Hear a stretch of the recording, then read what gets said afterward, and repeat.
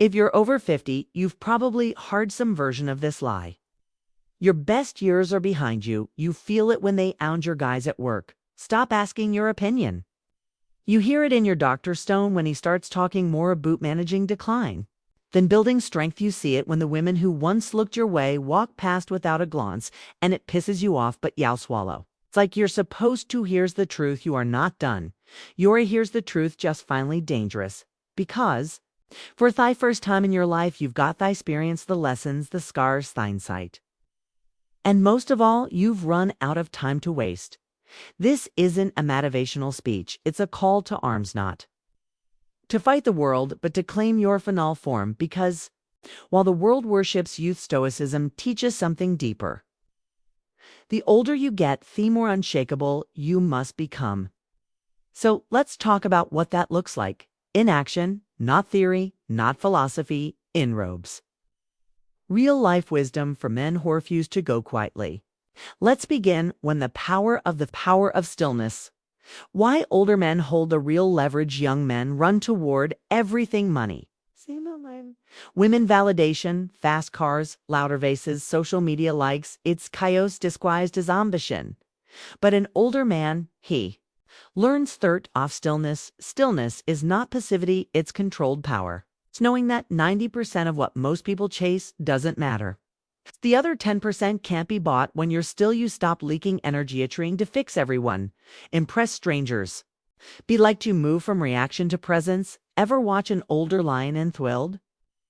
He doesn't chase, he waits, because he knows exactly when to strike and when to stay quiet. As a man over 50, you hold same potential. You don't need to be the loudest in the room, you just need toasted, like someone who's seen death and it in unapologetic masculine lines. Stillness becomes your gravity. It draws people and women.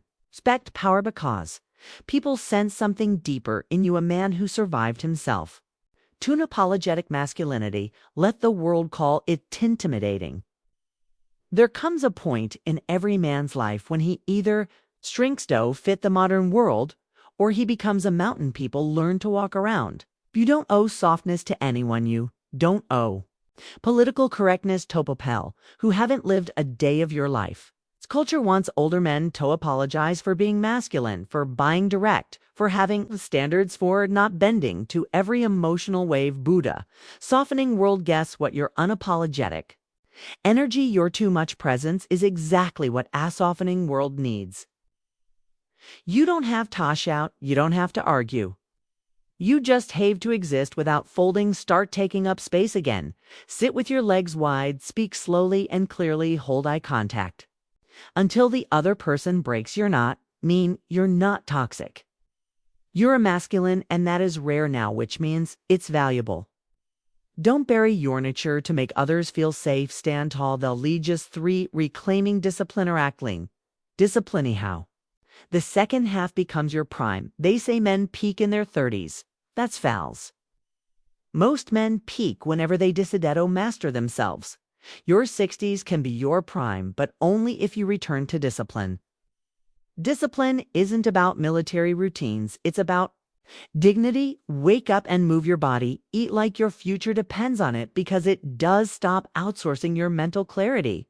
Tough news or cheap dopamine. Start every morning with stillness, a journal, a walk, a cold woman question. Shower, not because it's trendy, but as your time is now currency, spend it wisely.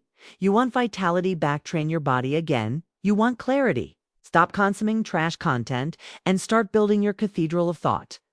The older you get, the more your actions set you. You're not just living, you're leaving behind a blueprint. Okay? Leave a strong one for the woman question. Why? You stop chasing and start attracting. You might notice something after 50. The chase gets old. The games get boring. You no longer want to impress. You want to be met. And here's the paradox.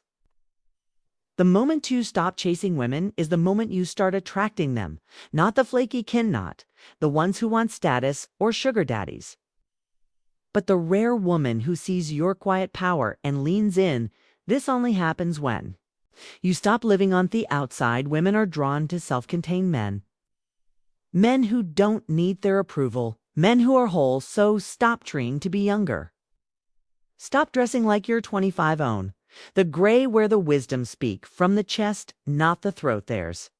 Nothing sexier than a man hoex, like he's already enough you're not invisible. You're just finally in a place where you choose what you see 5 legacy mode activated why. It's time to become the man they talk about when you're gone this final chapter.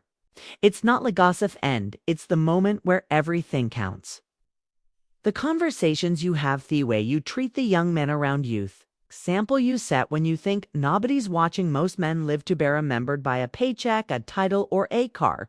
But real legacy lives in the impact you made when no one asked you to. What did you teach? What did you tolerate? Who did you protect? Who did you become? Your legacy isn't a tombstone.